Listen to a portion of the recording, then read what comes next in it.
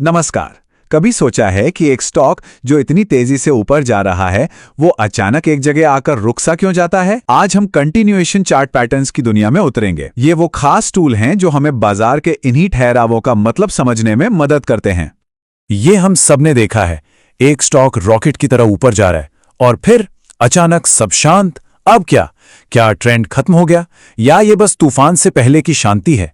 यहीं पर continuation pattern तस्वीर में आते हैं। इसे एक मैराथन धावक की तरह सोचिए। रिवर्सल पैटर्न का मतलब है कि धावक ने यू टर्न ले लिया है और अब वो वापस भाग रहा है।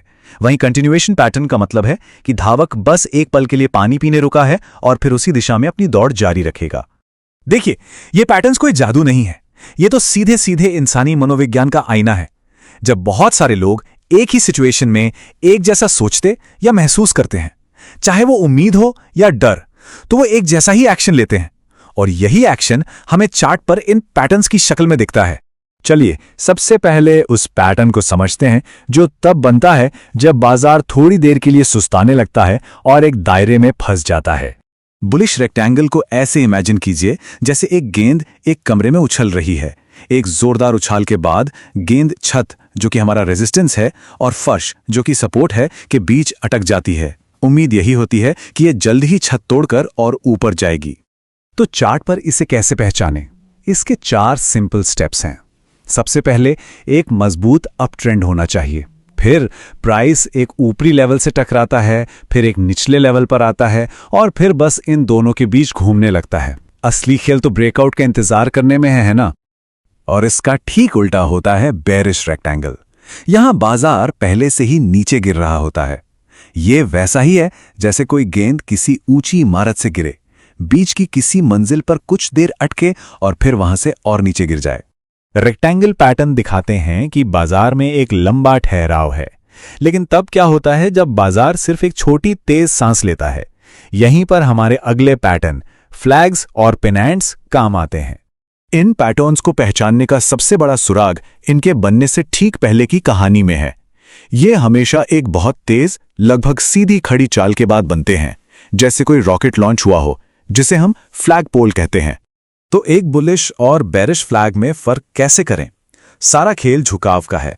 बुलिश पैटर्न में एक बड़ी तेजी के बाद जो ठहराव आता है वो हल्का सा नीचे की ओर झुका होता है, और बेरिश पैटर्न में एक बड़ी गिरावट के बाद ठहराव थोड़ा ऊपर की तरफ झुका होता है। एक बहुत जरूरी बात, पेनेंट और सिमेट्रिकल ट्रायंगल दिखने में एक जैसे हो सकते हैं, पर उनमें समय का बहुत बड़ा फर्क है।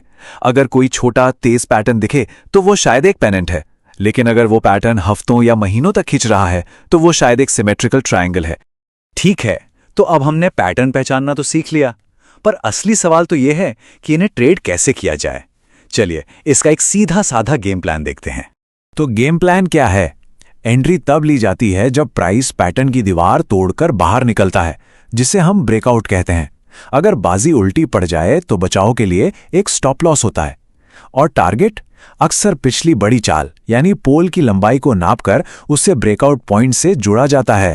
और शायद आज की सबसे जरूरी बात यही है, ट्रेडिंग में कोई भी चीज 100% पक्की नहीं होती। ये चार्ट पैटर्न संभावनाओं का खेल है, कोई पक्का वादा नहीं। इसीलिए स्टॉप लॉस लगाना कोई ऑप्शन नहीं है। ये वो सेफ्टी नेट है जो हर हाल में होना ही चाहिए। और आखिर में एक बात हमेशा याद रखनी है, किसी भी पैटर्न पर अकेले भरोसा नहीं करना चाहिए। हमेशा कंफर्मेशन यानी पुष्टि की तलाश करनी चाहिए। सिर्फ पैटर्न देखकर कूदना नहीं है, पुष्टि बहुत जरूरी है। देखना यह है कि क्या ब्रेकआउट के समय वॉल्यूम यानी खरीद बिक्री की संख्या बढ़ रही है, और आरएसआई और मैकटी जैसे मोमेंटम इंडिकेटर्स बता सकते हैं कि क्या इस चाल में वाकई दम है। तो अगली बार जब चार्ट पर ये पैटर्न दिखें तो याद रखिएगा कि ये सिर्फ लकीरें नहीं हैं, ये इंसानी बर्ताव का एक नक्शा है। उम्मीद, डर और अनिश्चितता का वो संगम जो बाजार को चलाता है। ये सिर्फ ट्रेडिंग के बारे में नहीं है, ये हम सब के बारे में है।